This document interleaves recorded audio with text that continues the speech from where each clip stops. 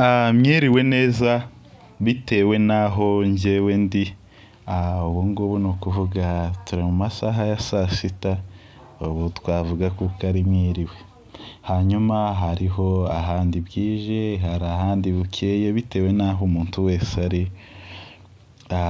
Niba bwije tubifurije ijoro ryiza, niba bukeye mugire umunsi mwiza.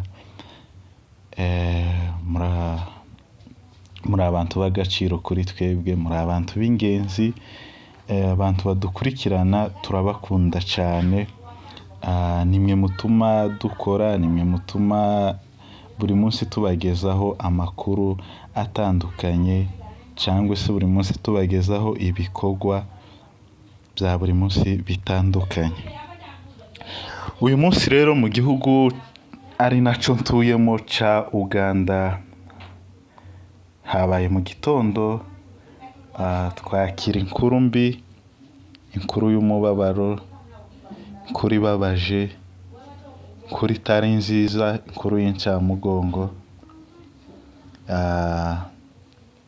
Nta kundi turaheza cyane umuryango wa Reverend Ndamayize Paul, mwihangane, ndetse n'abantu bose rusange, kuba Pendeza atakiriho uyu munsi.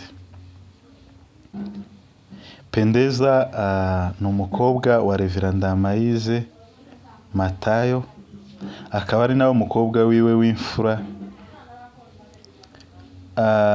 Pendeza ni kenshi papa wiwe agenda amugarukaho ari mu biterane avuga kuri Pendeza, ko wa wundi Pendeza yavugaga, ujya umubyeyi wiwe yakundaga yicara avuga cyane. Kuri uyu munsi Imana niyo yamukunze cyane ihitamo kumutwara. Pendeza wa Reverend Ndamayize Matayo, ni ukuvuga ngo kuri iyi saha ntakibarizwa mu isi y'abazima. Pendeza yapfuye. Abantu bose bihangane, birababaje. Pendeza yari akiri umuntu mutoya kabisa. Bavuze nk'uko yarabyaye kabiri. Pendeza yari akiri umukobwa mutoya cyangwa se umugore mutoya. Urumva rero abo bana barasigaye, ari n'umuryango wose urasizwe.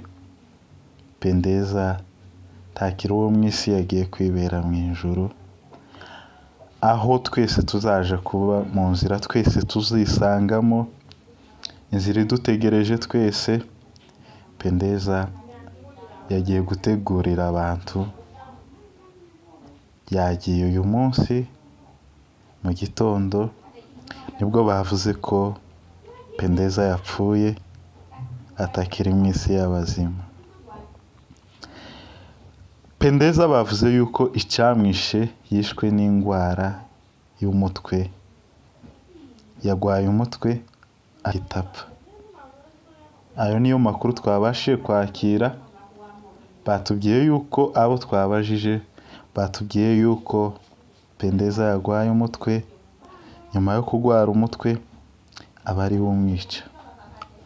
Nta bindi, nta kuvuga ngo yaragize igihe agwaye, cyangwa ngo wenda ni n'ibindi abantu bavuga. Pendeza yishwe n'indwara y'umutwe.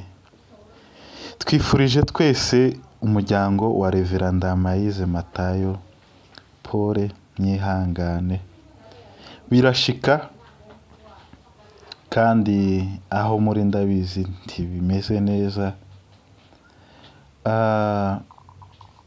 Imana niyo yamutanze kandi niyo imwisubije. Gusa Ndamayize yakundaga uyu mukobwa wiwe cyane cyane. Reverend Ndamayize yakundaga umukobwa wiwe Pendeza cyane, ariko Imana yamukunze cyane. Niko bimeze kabisa. Gusa urupfu n'umwanzi, ariko kandi niyo ntumwa y'Imana. izirukoresha kugira ngo itarure abayo. Uyu munsi Imana yataruye umukobwa wa Ndamayize Revera Matayo, yamutaruye Pendeza, yagiye mu ijuru.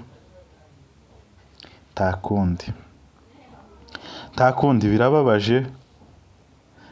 Njyewe ubwanje bakimbwira ko Pendeza yapfuye, nikanze mbanza kwanga kwemera, shaka no kuvuga ati wenda n'undi Pendeza ntazi, ariko biza kurangira ari uyu Pendeza nzi wa Revera Ndamayize niwe wapfuye.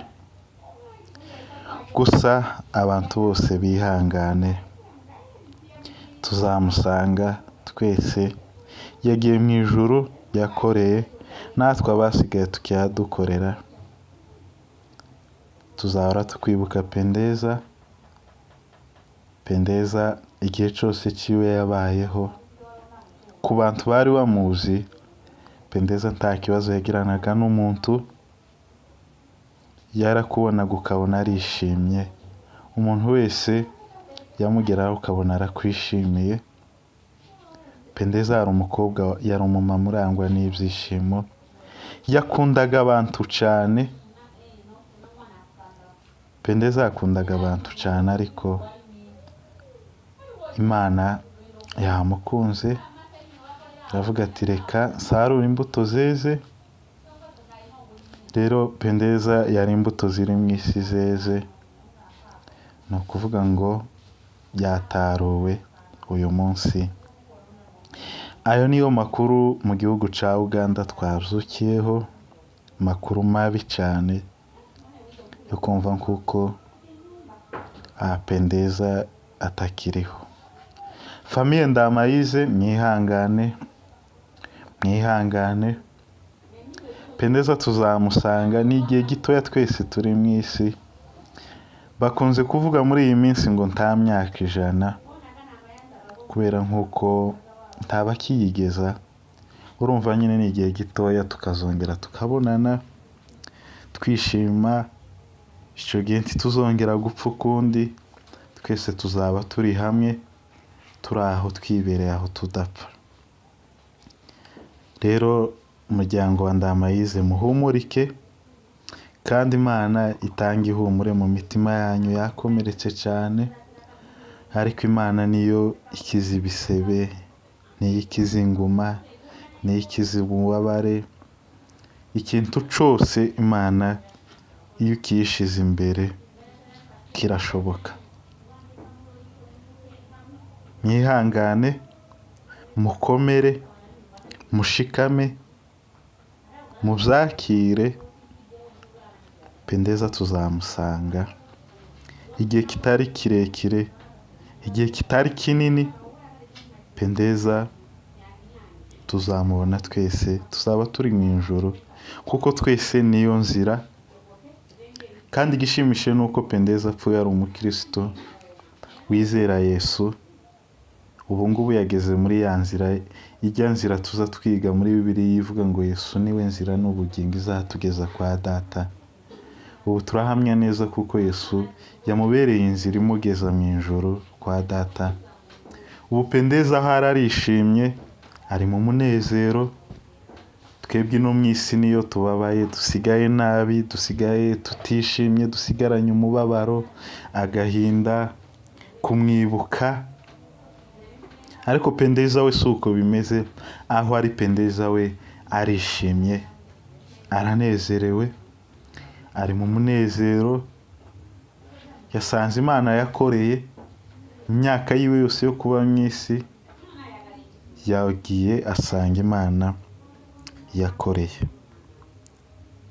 Pendeza aho ari, uruhuke mu mahoro. Tuzahora tukwibuka, ntituzakwibagirwa. Abawe tuzahora tukwibuka Pendeza. Ukomeze ugire iruhuko ridashira, kandi Imana iguhe kugera mu bwami bwayo, kuko twebwe abasigaye mu isi ntacyo tugushinja nk'abakuzi. Kandi Reverend Ndamayize, mwihangane cyane, twongeye kubihanganisha. Amakuru yacu reka tuyarangiriza aho, twagira ngo tumenyeshe abantu wenda baziranye na Pendeza cyangwa se baziranye na Reverend Ndamayize. Umuntu wese nakwifuza kuko yamuheza pole ku byamubayeho. Ni ibintu bikomeye cyane, bibabaje ku byamubayeho. No kwihangana buri muntu wese aze kumwandikira, abafite namba zabo babaheze pole. Aba babyeyi basizwe, mubafate ku mugongo abo mwegeranye. Kandi buriya iyo umuntu apfushije akabona abantu baje kumufata ku mugongo, nawe arakomera ubwiwe, usanga ahise yumva si kuko yabura abantu. Birababaje gupfusha ukabura n'abaza kugufata ku mugongo, ariko iyo ubonye abagufata ku mugongo nawe urakomera, ukumva nyine yuko ibintu bibaho ukabyakira. Rero ni ukuvuga ngo Reverend Ndamayize, mwihangane, kandi abantu bose babegereye musimbukireyo, mubafate ku mugongo, mubakomeze. Nuko isi imera, uyu munsi bimera neza, ejo bikamera nabi, ariko ubuzima bwicara buhinduka. No kwihangana kandi tukabana n'ubuzima uko twabusanze, uko twabwisanzemo tugomba kumenyera. Kandi ubundi umukristo ugomba kumenyera urupfu kandi ukemera yuko rubaho, warangiza ukabyakira, ukemera ko uzapfa, ahubwo ukaza wicara utunganyije inzira zawe, kuko ubuzi yuko buri muntu wese, ntituzi isaha ya buri muntu. Bakubona ku manywa, mu ijoro ugapfa, cyangwa se bakakubona mu ijoro ugaca wapfuye. Nuko bimeze.